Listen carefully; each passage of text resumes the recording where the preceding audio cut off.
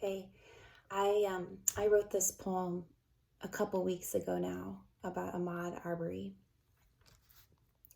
Matthew 22:37 through 39.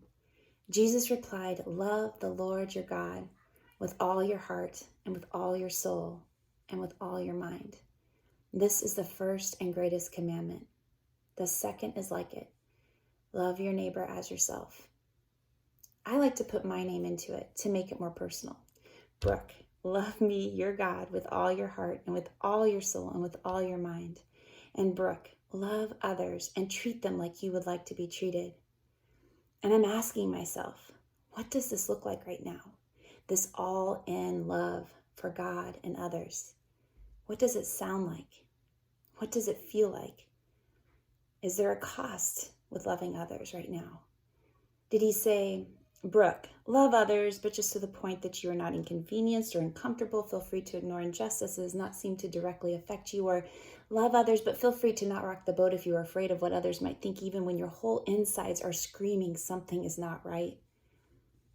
And now, in the wake of the killing of another Black man, literally murdered on the street while he was out on a jog, where no one is arrested until a huge protest takes place and thousands of calls because the murderers are connected with the DA, and later we find out also the KKK, and I'm back at church where I learned Matthew 22:37 through 39, and I still don't hear my pastor saying anything about Black Lives Matter or the sickening racism from our country's leader. No, in fact, there is a silence when it comes to race and racism in my church.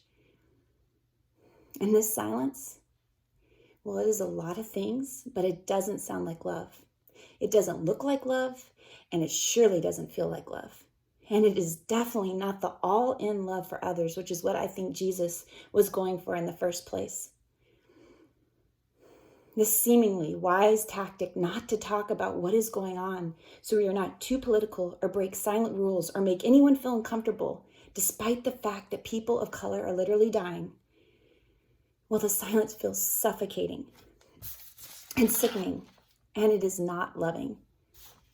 Our history includes the sin of slavery, and our system is broken, and we have all the studies to show that we are still bleeding out from those sins, and we are fooling ourselves to think that the need to fight for civil rights and justice for people of color is over, or that it doesn't concern us, or that anything is ever going to get better unless we ourselves fight to change it for the better. But it can be scary to stand up and change directions, even when you know the current mainstream is literally killing others. That is when I try to remind myself that this is just a short stay down here on earth. I try and imagine my last moments. I'm looking at my life, getting ready to see my God face to face, and I'm asking myself, did I love with all I had? Which immediately brings me back to the present moment with much more clarity, because no, I can do more. I can love more. I do have more to give. Love is not passive or comfort seeking. It doesn't hide out and hope someone else will work to make things better. When her brothers and sisters are dying, love is not indifferent. I can do better.